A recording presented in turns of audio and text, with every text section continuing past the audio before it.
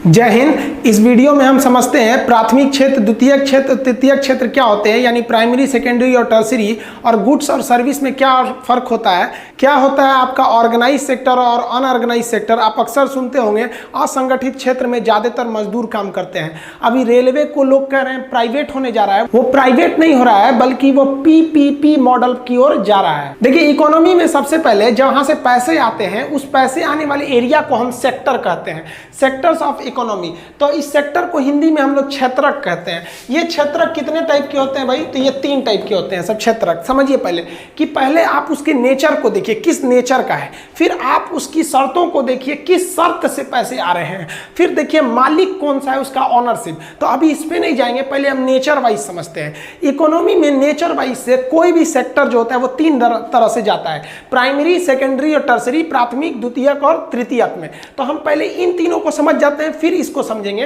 Primary sector किसे कहते हैं? प्राथमिक क्षेत्र उसे कहते हैं जो पूरी तरह से नेचर पर डिपेंड हो, प्रकृति पर निर्भर हो। आप प्रकृति के सिवा आप उसकी कल्पना भी नहीं कर सकते। जैसे खेती हो गया, ये पूरी तरह से आपका नेचर पर डिपेंड है। तो दुनिया का कोई भी चीज अगर नेचर पर डिपेंड हो गया, बिना प्रकृति की मदद से आप नहीं कर सकते हैं, तो उसे आप प्राथमिक क्षेत्र में डालते हैं। जैसे आप देखिए मुर्गी पालन, ये पूरी तरह से प्रकृति पर है। आपने कभी सुना है क्या एयरटेल की मुर्गी, रिलायंस की भैंस? कभी नहीं होती है, ये नेचर की होती है। तो जो चीज नेचुरल होती है उन्हें हम प्राथमिक कहते हैं। अब मुर्गी पालन में हम कभी पढ़ाएंगे कि 3 तरह से मुर्गी पालन होता है, जो केवल मीट के पर्पज से आती है। ये सफेद वाली सीबीएसई बोर्ड वाली मुर्गी, इसको हम लोग क्या कहते हैं? बॉयलर कहते हैं। जो अंडा देती है सब उसे लेयर फार्मिंग कहते हैं। और जो ये हिंदी मीडियम वाली मुर्गी पाली जाती है ना घर के पीछे, तो उसे बैकवर्ड फार्मिंग कहते हैं।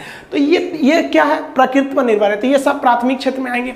आपका जितना भी फॉरेस्टिंग होगा, बागान लगा देना, आम का बागान लगा देना, शीशम के पेड़ लगा देना, ताकि उसकी लकड़ियों को काटकर आप ब्याह शादी में पलंग वलंग बनवा सके, तो ये भी टोटल नेचर पर डिपेंड है। ये भी प्राथमिक क्षेत्र में आता है। आपका जितना भी एग्रीकल्चर, खेती होता है, ये पूरी तरह से प्रकृति पर निर्भर है। बारिश होगी तो अच्छी खेती होगी, बारिश नहीं तो खेती नहीं। पहाड़ पर खेती नहीं कर सकते हैं, हर जगह चाय नहीं होगा, हर जगह चावल नहीं होगा। तो ये टोटल का टोटल नेचर पर डिपेंड है। जैसे ये चाय पत्ती का बागान है, आप देखेंगे चाय पत्ती के बागान में महिलाओं को ही लगाया जाता है, पुरुषों को नहीं लगाया जाता है जानबूझ के।